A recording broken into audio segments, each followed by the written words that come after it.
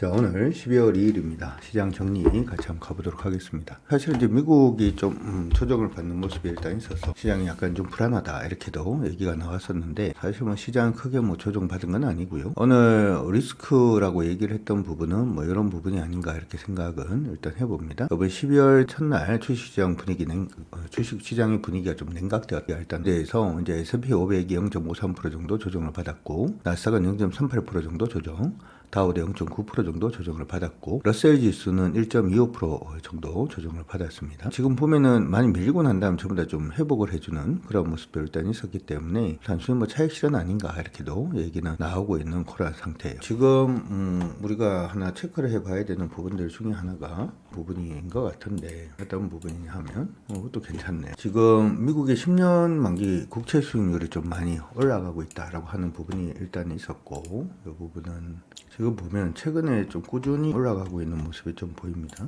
일본의 10년 만기 국채 수익률을 보면 꾸준히 상승을 하고 있는 모습이 보이는데, 지금 보시는 것처럼 이렇게 좀 오르고 있어요. 근데 이게 그 오르는 부분이 시장 안에서 얘기가 나왔는 부분은 아시다시피 금리 부분에 대한 얘기가 일단 있었어요. 일본이 이제 향후에 금리를 좀 급하게 올릴 수 있다 이런 얘기가 일단 있었고, 금리 올린다라는 부분들 때문에 일단은 국채 수익률을 조금 상승을 했습니다. 일본의 중앙은행 오에다 총재가 일단 다음 달 금융정책회의를 앞두고 일본의 금리 인상의 장단점을 좀 고려하겠다 그러면서 일본의 금리가 급격하게 좀 상승을 했습니다. 일본 국채 10년물 수익률이 도쿄 채권 시장에서는 1.879%까지 일단 상승을 했는데, 이 수치 자체는 2008년 6월 이후에 약 17년 만에 최고 수준입니다. 엔화도 좀 강세 움직임을 좀 보여주는 모습들이 일단은 보였고요.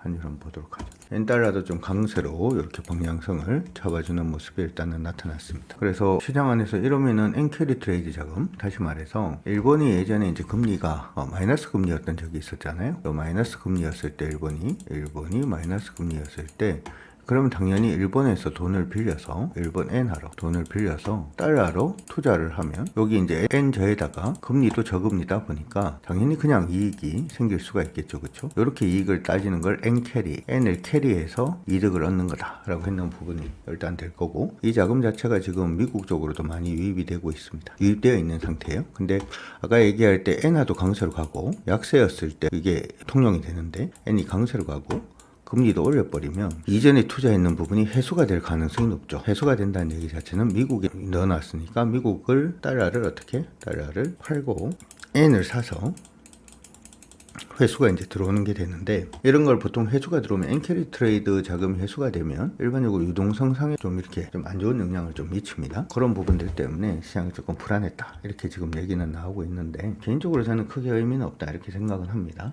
의미는 없다 이렇게 생각을 하고, 왜냐하면 사실은 엔캐리 청산이라든지 일본이 계속해서 인플레이션이 좀 생기다 보니까 일본의 인플레이션 부분에 대해 엔캐리 트레이드 자금이 이제 해소될 수 있다라는 얘기는 사실 나온 지가 좀 됐습니다. 몇 개월 전부터 얘기가 나왔는데, 그럼에도 불구하고 환율을 보면 엔달러 환율이 계속해서 약세였거든요. 계속해서 약세였고, 우리 예전에 혹시 기억나시는지 모르겠는데, 이거 140엔 언저리까지 갔을 때 제가 그 얘기를 했어요. 이게 140엔 밑으로 떨어지면 엔캐리 청산에 대한 우려가 굉장히 좀 커진다 이렇게 얘기를 했는데, 이때부터 이제 나왔던 게 일본 관세 전쟁 부분에 대한 얘기들도 일단 나왔었고, 그리고 일본이 미국에다가 5,500억 달러 투자 부분에 대한 얘기들도 일단 나왔어요. 일본도 우리나라와 마찬가지로 미국에 투자를 하기 위해서는 엔을 팔고 달러를 사야 달러를 미국에다 채워 넣을 수가 있겠죠. 그래서 저는 요게 두 개가 지금 좀 상쇄되고 있는 게 아닌가 이렇게 또 생각을 합니다. 물론 일본이 급격하게 금리를 올리면 엔캐리 트레이드 자금에 라는 부분을 생각을 할 수가 있는데, 저번에 제가 자료를 한번 보니까 지금 엔캐리로 엔화가 지금 투자가 많이 되어 있는 쪽이 미국의 국채에 많이 투자가 되어 있다 이렇게 얘기를 하더라고요. 그래서 그 부분은 어떻게 보면 달러 약세 요인이 일단 될 수가 있고, 달러 약세 요인이 된다면 차라리 우리나라한테는 좀 좋은 거 아니냐 뭐 이렇게도 저는 생각을 합니다. 왜냐하면 우리 코스피 시장이 못 오르는 이유 중에 하나가 원화가 계속해서 약세로 가고 있기 때문이다 라고 하는 부분인데, 엔이 강세로 가면 우리가 일정 부분은 또 따라가는 부분도 일단 있습니다. 그래서 원화 강세 요인이 일단 될 수가 있고, 이런 원화의 강세 요인은 장기적으로 이게 조금 더 봐야 됩니다만은 엔캐리가 진짜 청산되면 좀 많이 심각하거든. 단기적으로는 이러한 엔화 강세의 요인 자체는 원화 강세 요인이 될 가능성이 좀 높아지고, 그로 인해서 외국인들이 우리 시장에 매수할 수 있는 기회 자체를 또 만들 수가 있기 때문에 단순히 그게 뭐 악재다 이렇게 생각하기는 조금 어렵다 이렇게 생각은 듭니다. 미국도 생각보다 크게 움직이지는 않았다라는 부분 기억을 해두시면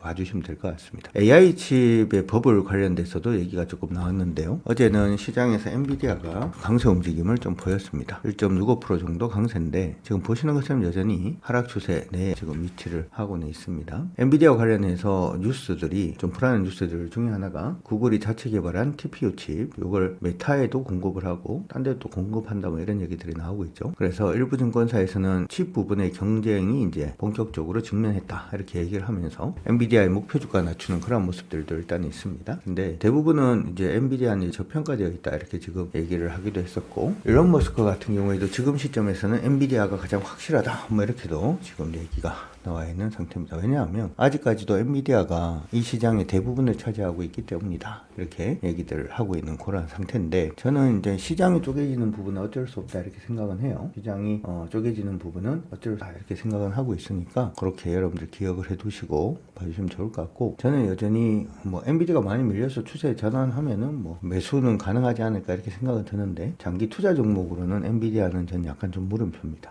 아시다시피 이번 TPU가 나왔는 게 추론이라든지 하는 부분을 TPU로 써서 충분히 가능하다라는 걸 보여준 건데, 학습은 여전히 GPU로 일단 하죠. 근데 대부분 보면 이제 서비스가 대부분 추론이잖아요. 그러다 보면 당연히 GPU 사용하는 것보다는 TPU 사용하는 쪽이 조금 더 늘어날 가능성이 높고요. 시장 일각에서는 얘기를 하고 있어요. 쿠다가 뭐냐면 GPU를 이용을 해서 우리 이제 윈도우 같은 OS 있죠. 그러니까 여러분들 프로그램을 짜려 그러면 그냥 윈도우에서 프로그램을 짜지 윈도우 OS를 프로그래밍 하지는 않잖아요. 근데 GPU 같은 경우에는 쿠다라는 OS라고 얘기하기는 좀 그렇고, GPU 안에 뭐 어떻게 한다라고 하는 기능적인 부분, 하드웨어를 이제 만질 수 있는 기능적인 소프트웨어라 그래야 되나? 뭐 그런 부분이 일단 굉장히 잘 돼 있는 상태고, TPU는 그런 게 없다 보니까 그런 얘기들도 하기는 합니다만은, 그런 구조는 사실은 오픈 소스를 하게 되면은 굉장히 빠르게 성장하는 그런 경향도 있습니다. 그런 부분들도 일단 있다 보니까 저는 엔비디아는 이제 여러분들 트레이딩 바이 정도로만 생각을 하시면 좋을 것 같고, 반도체는 여전히 뭐 굉장히 긍정적이다 이렇게 생각은 하고 있으니까 그것도 여러분들 참고 일단 해두시고 봐주시면 좋을 것 같습니다. 어쨌든 간에 미국 시장이 이렇게 조정을 받는 가운데 오늘 우리 시장은 굉장히 좀 양호한 모습입니다. 실제로 원화도 좀 멈춰있는 모습이고, 방금 이제 말씀을 해드린 것처럼 외국인들 순매수도 유입이 되고 있는 그런 모습인데, 아직까지는 저항선 근처에 위치를 하고 있어요. 코스닥 시장은 이제 933.26포인트를 돌파를 하기 시작을 해야지만 시장 강세가 일단 만들어질 수 있다는 거 기억을 해주시면 될 것 같고요. 코스피 시장은 이번에 반등을 했죠. 어제 우리가 얘기할 때 오늘 반등해야 된다 이렇게 얘기는 했는데, 이제 뭐 밀렸다가 반등을 하고 있는 요 흐름에서 중요한 것은 코스피가 이제 4023포인트 돌파 시 이렇게 4023포인트 돌파하면 4100포인트까지 상승을 좀 염두하면서 그렇게 좀 대응을 하도록 할 테니까 그건 참고 일단 해두시기 바랍니다. 자, 오늘은 일단은 시장이 약간 좀 애매한 부분은 코스피가 좀 움직이다 보니까 코스피 안에 있는 종목군들 안에 어떤 종목이 또 선별적으로 향후에 좀 강세를 보일 수 있는가 라고 하는 부분에 시장 관심이 조금 모이고 있는 것 같습니다. 그래서 코스피 시총 상위 종목군들 흐름을 좀 보려고 하는데, 코스피 시총 상위 종목군들 같은 경우에는 지금 현대오토에버가 16% 정도 상승 중입니다. 아마 여러분들 지금 테슬라의 FSD 부분이 지금 우리나라에 풀렸거든요. 자율주행. 이제 진짜 감시자 프로그램이라고 해서 이제 테슬라에 있는 내비게이션에 목적지를 찍으면 자기가 알아서 운전해서 갑니다. 운전대를 잡을 필요 없어요. 대신에 이제 지키고는 있어야 되죠. 감시는 하고 있어야 되는데, 그 관련해서 요즘 유튜브에 굉장히 며칠 전부터 이게 굉장히 좀 시끄러웠거든요. 시끄러웠는데 잘 되는 모양입니다. 궁금하기도 되게 궁금하긴 한데, 궁금하기도 굉장히 궁금하기도 한데, 여기 지금 몇 가지가 있는데 지금 우리나라에 풀리고 있는 게 테슬라 FSD가 있고요. 테슬라 지금 보면 막 난리죠, 유튜브는. 그렇죠? 테슬라가 FSD가 있고, 사실 요거보다 먼저 지금 진행이 되는 게 요겁니다. 슈퍼크루즈도 있는데, 이거는 이제 GM에서 하는 거예요. 근데 이거 좀 설명을 해드리면 방식이 조금 달라요. 방식이 조금 다른데, 원래 이제 처음에 시작할 때 테슬라가 FSD를 처음 만들 때 애플도 일단은 자율주행 자동차를 하려고 그랬거든요. 근데 테슬라의 FSD를 할 때 애플에서 이제 자율주행 자동차를 하려고 했던 가장 좀 쉽게 생각했던 건 뭐냐 하면, 되게 많은 사람들이 애플의 아이폰을 가지고 있잖아요. 아이폰을 가지고 있기 거기 때문에 아이폰을 가지고 도로로 차를 가지고 이동을 하다 보면 어떤 공간에서는 뭐 굉장히 좀 느리고 어떤 공간에서는 되게 빠르고 어떤 데는 상습적으로 막히는 구간이 있고 하는 부분을 아이폰을 통한 데이터를 이제 만들 수가 있죠. 그래서 이런 부분 가지고 자율주행을 하면 되지 않을까라고 생각을 했던 것 같아요. 근데 실제로 자동차를 보면 자동차는 지금 테슬라는 원래 카메라가 4대였잖아요. 4대가 있으면 노면의 방향, 그리고 경사도, 그리고 속도를 얼마 정도로 해야 되는지, 그리고 혼잡도, 이런 것들 도로 상황이라든지 하는 부분까지 싹 다 데이터를 모아야 된대요. 그래서 지금 테슬라 같은 경우에는 옛날부터 그걸 지금 다 모아놨기 때문에 데이터가 지금 그 글로벌로 굉장히 많다라고 얘기를 하더라고요. 근데 이 데이터를 사실은 아무도 못 따라와요. 이 얘기는 한 1년 반 전에 나왔습니다. 제가 예전에 이제 책 쓸 때도 테슬라를 전기차라고 생각하지 마. 테슬라는 자율주행에서 가장 앞서 있는 거다. 이렇게 얘기를 했죠. 자율주행도 이게 뭐가 좀 다른 거냐 하면은 테슬라의 자율주행은 원래는 라이더도 있었지만 테슬라는 그냥 카메라입니다. 그렇죠? 카메라가 사람의 눈처럼 보고 받는 걸 AI로 그래서 운전하는 거죠. 이 AI는 본 서버에서 계속 업데이트가 되는 거고, 그러니까 카메라로 보고 AI가 생각을 해서 페달을 밟고 핸들을 돌리는 이런 식이다 이렇게 생각을 하시면 되고, 그리고 지금까지 많은 사람들이 운전했던 데이터라든지 하는 부분을 이미 테슬라는 이제 학습을 한 거죠. 그러니까 자율주행을 하면서 지도가 필요하다 없다? 지도가 필요 없어요. 저 유일하게. 그러니까 굉장히 완벽한 지도는 필요 없다는 거죠. 왜냐하면 여러분들도 우리가 1980년대 90년대 운전할 때 보면 우리가 내비게이션 보고 운전 안 했잖아요. 지도 보고도 운전하고 지도가 명확하지 않아도 운전해가고 하는 부분이 일단 있었죠. 테슬라는 그게 이제 모토고, 두 번째는 뭐냐 하면 CITS라고 여러분들이 들어보셨을 거예요. CITS가 뭐냐 하면 도로거든요.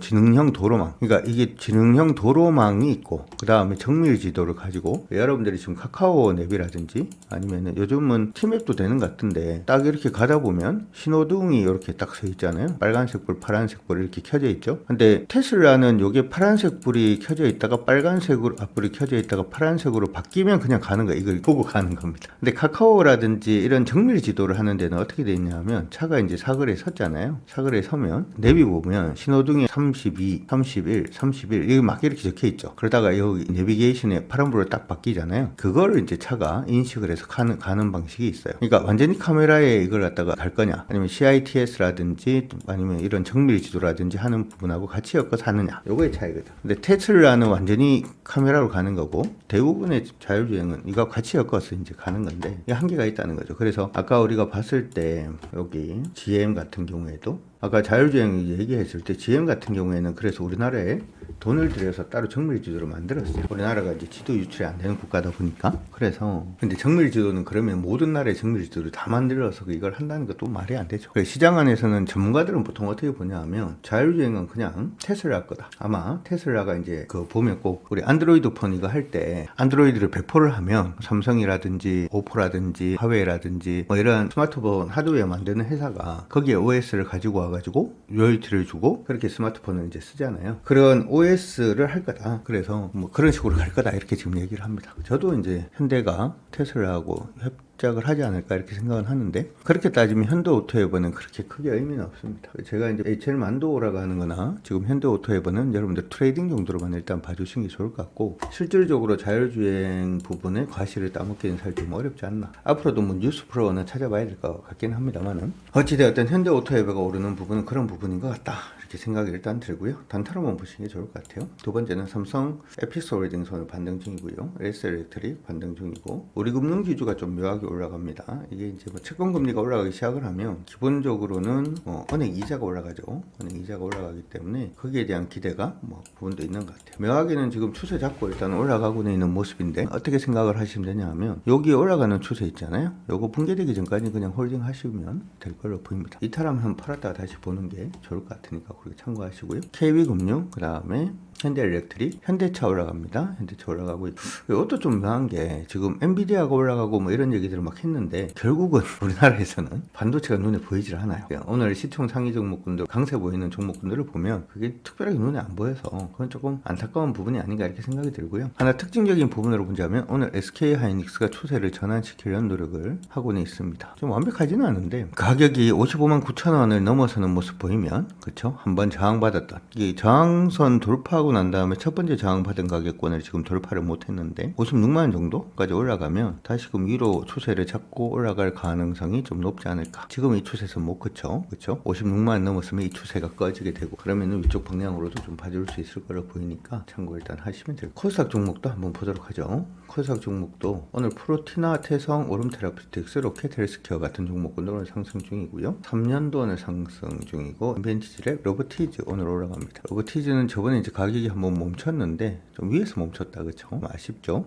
다음번 슈팅 할 때 이전 고점 한번 노리고 트레이딩은 가능하지 않을까 이렇게 생각이 드니까 참고 일단 하시고, 하이젠 RNM은 기다리고 있습니다. 하이젠 RNM은 상승 시에 가격 한 6만원 정도 돌파를 하면 추세 잡는 걸로 보이니까 참고 일단 하시면 될 것 같고요. 인투셀, 파마 리서치 같은 종목들 상승을 하고 있는데 종목이 막 이렇게 저렇게 상승하는 종목들 안에서 항상 상승 추세 종목들 찾아서 잘 공략을 한번 해보시면 어떨까 이렇게 생각이 듭니다. 시장 여전히 변곡점 근처에 위치를 하고는 있어요. 아직까지 코스피 같은 경우에도 단기 추세가 상방으로 전환되지는 않았고 코스닥은 장기 저항선 근처에서 밀리지는 않고 있습니다만은 방향성을 그냥 탐색하는 그런 모습을 일단 보이는 만큼 여전히 안전마진 잘 챙겨 놓으시면서 시장이 돌파 여부, 시장의 방향성 여부를 잘 좀 확인해 보시면 좋을 것 같습니다. 여러분들 모두 화이팅 하시기 바랍니다.